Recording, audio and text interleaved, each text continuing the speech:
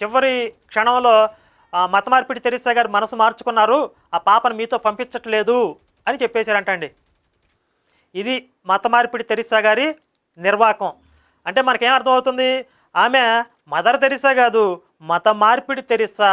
మత మార్పిడి తెరీసా కూడా కాదు, మానవత్వం లేని తెరీసా అని అర్థమవుతుంది కదా. ఈ మత మార్పిడి మానవత్వం లేనటువంటి ఈ తెరీసాకి సంబంధించినటువంటి ఆసుపత్రుల్లో రోగులకి నొప్పిని తగ్గించేటటువంటి ఔషధాలని కూడా ఇచ్చేవారు కాదంటండి. ఎందుకంటే నొప్పి మనిషిని దేవుడికి దగ్గర చేస్తుంది.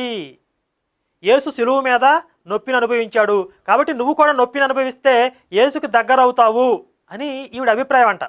కానీ ఈవిడికి రోగం వస్తే మాత్రం ప్రపంచంలోనే అత్యంత ఖరీదైనటువంటి విదేశాలకు సంబంధించిన ఆసుపత్రుల్లో చక్కగా చికిత్స తీసుకుంది. ఈవిడ మాత్రం నొప్పిని అనుభవించలా. ఇవి కేవలం ఈ మత మార్పిడి తెరీసాలో ఉన్న